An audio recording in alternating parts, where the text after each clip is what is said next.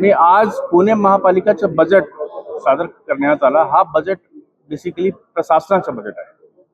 त्याच्यानंतर हा बजेट जो आहे आपला स्थायी समितीच्या स्तरावर याच्यावर विचार मंथन केला जाणार आहे आणि पुन्हा त्याच्यानंतर जीबी मध्ये हा बजेट जाईल। पण महापालिका आयुक्त जो बजेट असते तो एक ड्राफ्ट बजेट असते आणि त्याच्यानंतर थोडाफार त्याच्यामध्ये सुधारणा करण्याचे स्कोप काही ठिकाणी असतं। मी आपल्याला थोडक्यात सांगतो की बजेटचं काय स्वरूप आहे। एक तर असं आहे की बजेटमध्ये एकूण जे काही आमचे जमा आणि खर्च बाजू दोन आपण धरतो की किती जमा होणार आणि किती खर्च होणार। तर आमचा जो काही अंदाज आहे, जो काही मी अभ्यास केलेला आहे महापालिकेच्या कामकाजातून किंवा जे काही आमचे सोर्सेस ऑफ रेव्हेन्यू आहे आणि कुठे कुठे खर्च करायलाच पाहिजे, हे सगळे चांगला अभ्यास करून एकूण 13,995 कोटीचा बजेट आम्ही सादर केलेला आहे।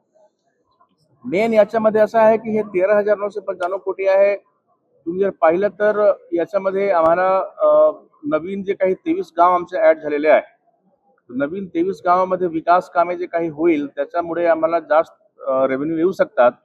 तसेच आमच्याकडे टॅक्स डिपार्टमेंटमध्ये बरेच काही रिफॉर्म सुरू आहेत। तर नक्कीच आमचा जो काही टॅक्स आहे, नॉर्मली जो मिळकत कर असतो, याच्यामध्ये सुद्धा वाढ होण्याची शक्यता आहे। तसेच जे काही नवीन आमच्याकडे सोर्स आहे, आता शासनाचा जे काही नवीन ग्रांट्स वगैरे होऊ शकते, तसेच कुठेही नवीन आम्हाला काही कर्ज घ्यायचं असेल तर हे सगळे स्कोप पाहून आम्हाला 13,995 कोटीचं बजेट खूप एक आपल्यासाठी बॅलन्स्ड बजेट आहे। मुद्दा असा आहे की ह्या बजेटमध्ये आपण कुठल्या विषयावर प्राधान्य देतो आहे। तर आपल्याला माहिती आहे की महापालिका मध्ये जे काही कामकाज होत आहे त्याच्यामध्ये सर्वात मोठा काम आमचा आहे की शहरात जे काही ट्रॅफिक आहे आणि जे मोबिलिटीचे प्रश्न आहेत त्याच्यावर आम्हाला एक चांगल्या प्रकारे तोडगा काढणे आवश्यक आहे। पहिल्यांदा यावेळी 1800 कोटीचं बजेट जे आहे रोडच्या कामासाठी आम्ही केलेलं आहे। हे पूर्वीपेक्षा अतिशय जास्त आहे। म्हणजे दुसरा जो अतिशय महत्वाचा विषय आहे आमचा पाणी पुरवठा। पाणी पुरवठ्यामध्ये सुद्धा जर पाहिला तर हे मागच्या वर्षीच्या तुलनेत नक्कीच 300-400 कोटी जास्त आहे। कारण पुणे शहरात जे काही भौगोलिकदृष्ट्या जे काही वाढ होत आहे त्या हिशोबाने पाणी पुरवठा अतिशय महत्वाचा विषय आहे। तिसरा आहे आमच्याकडे स्वच्छता। म्हणजे पुणे शहरात स्वच्छतामध्ये चांगले काम होणे फार गरजेचे आहे, म्हणून याला आपण खूप चांगल्या पद्धतीने आम्ही प्रायोरिटी दिलेला आहे। पुणे शहरात जे काही विकास कामात जे काही तेजी आलेली आहे मागच्या काही वर्षात, याच्यामुळे लोकांना असं वाटते की पर्यावरणावर सुद्धा भर देणे फार गरजेचे आहे। आपल्या शहरात जे काही वाढते प्रदूषण असेल किंवा जल प्रदूषण असेल, आपण पहिल्यांदा पर्यावरण विभागावर जास्त आपण निधी देण्याचा प्रयत्न केलेला आहे आणि जे काही नदी प्रदूषण असेल, जल प्रदूषण असेल, वायू प्रदूषण थांबवण्यासाठी आम्ही याच्यावर काम करतो आहे। त्याच्यानंतर जो काही वेगवेगळे महत्वाचे विषय आहेत त्याच्यामध्ये आपला जो काही आपल्याला माहिती आहे की पुणे शहरासाठी हेल्थ एक फार इम्पॉर्टंट कन्सर्न आहे। हेल्थ डिपार्टमेंटमध्ये सुद्धा नवीन जे काही आमचे रुग्णालय आहे, आपण 2 रुग्णालय तयार करतो आहे। तसेच जे काही जुने रुग्णालय आहेत त्याचं बळकटीकरण करणे याच्यावर भर देतो आहे। काही ठिकाणी पीपीपी मोडवर पण नवीन हॉस्पिटल तयार करू।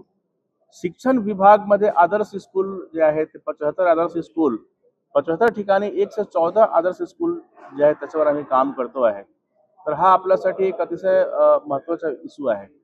मी अजून एक सांगतो की पुणे शहरात कसं आहे की हे जे पाणीचं जो प्रदूषण आहे त्याच्याशिवाय जो ड्रिंकिंग वॉटर आणि ड्रेनेज वॉटर त्याच्यामध्ये काही मिक्सिंग होऊ नये आणि लोकांना कुठलाही त्रास होऊ नये, त्यासाठी पहिल्यांदा आपण एक कंटामिनेशन नावाचं एक हेड ओपन केलेलं आहे, जेणेकरून पिण्याचं पाणी आणि जो काही आपला ड्रेनेजचं पाणी आहे कुठेही मिक्स होता कामा नये। तसेच स्टॉर्म वॉटरचं पाणी तसेच ड्रिंकिंग वॉटरचं पाणी मिक्स होऊ नये। तसेच जे जुने आणि खराब ड्रेनेज आहे ते खराब होऊ नये।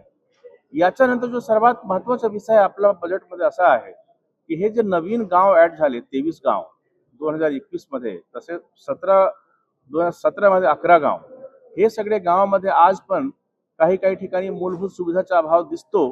म्हणून हे सगळे गावामध्ये ड्रेनेजची सुविधा, पाणी पुरवठ्याची सुविधा, ताकि प्रत्येक गावामध्ये एक मुख्य रस्ता करण्याच्या बाबतीत प्लॅनिंग आपण केलं आहे। तो जे काही ज्वलंत प्रश्न आहे पुणे शहराचे हे सगळे या वर्षीच्या बजेटमध्ये आम्ही घेण्याचा प्रयत्न केलेला आहे आणि त्यासाठी खूप चांगली तयारी करून आपला जो काही एक स्ट्रेंथ, वीकनेस, थ्रेट, ऑपॉर्च्युनिटी जी असते, सॉर्ट अनालिसिस करून बजेट तयार करण्यात आलेलं आहे। धन्यवाद।